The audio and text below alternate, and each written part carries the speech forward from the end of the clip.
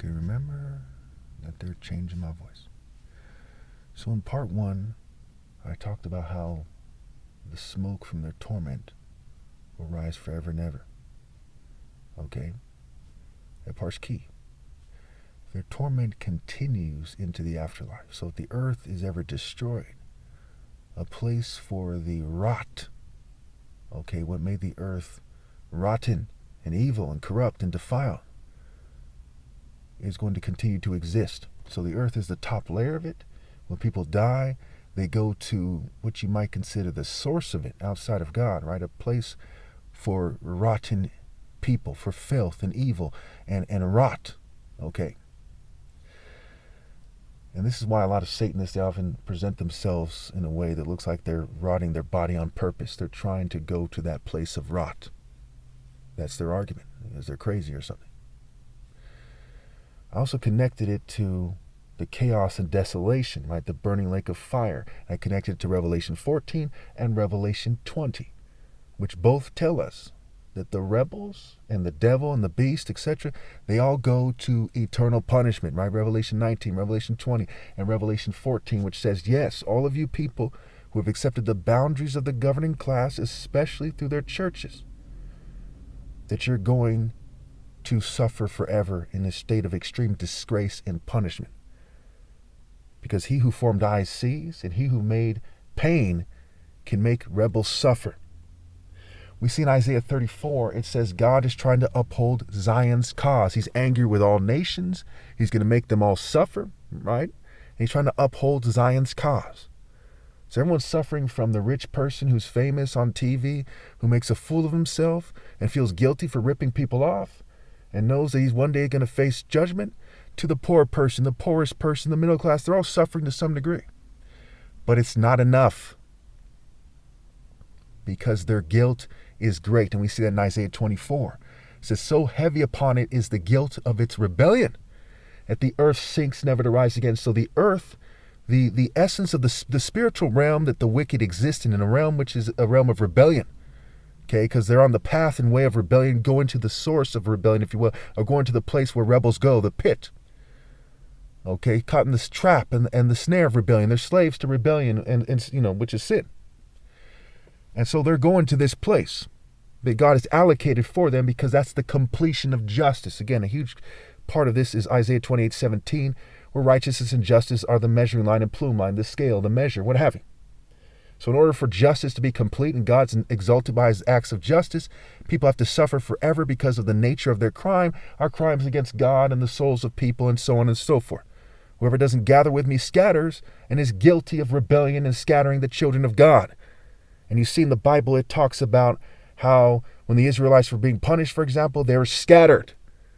And it talks about how the shepherd is struck and the sheep are scattered.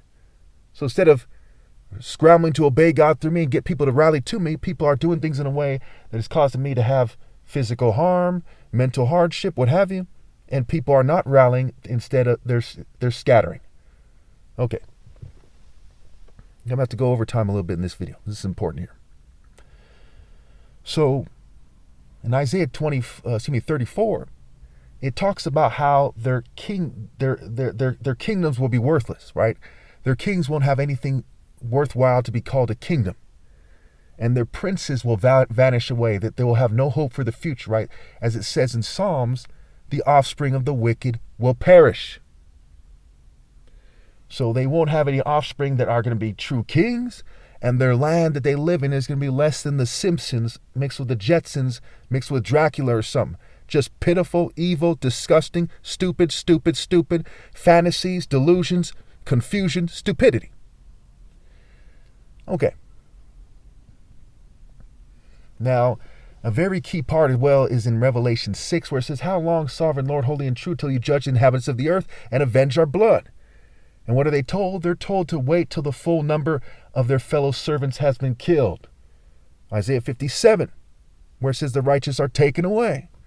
So where are they taken away to? They're taken away to the source of righteousness, to God, to the kingdom of heaven. In Galatians 4, it says Jerusalem in the sky. Jerusalem with God, rather, is the mother of the righteous. But Jerusalem on this earth, okay, is the mother of the wicked. It goes on to say that the falcon and the owl and the jackal, what have you, in Isaiah 34 that is, will have their mates. Okay, where?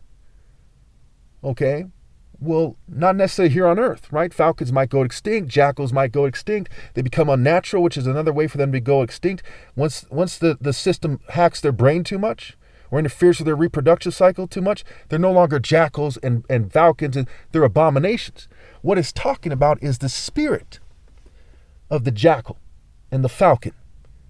And how do we know this? We know this because of earlier in the chapter it says God's sword is going to strike down goats and lambs and cattle. Why would God care to strike down goats and lambs and cattle? They're struck down all the time, in McDonald's, what have you, right? What's the point of that? Because he's talking about their spirits, like Baal and the golden calf, the bull, okay, the goat and the Baphomet, right, and the owl and Athena, and so on and so forth, and the false conceptions of Horus and other falcon deities. I believe one is called Seeker. It's been a while, okay, which are in rebellion against God. They are false falcons, if you will. And it's saying that these other ideas will have their mate. We also must consider that the people who wrote this book were not perfect.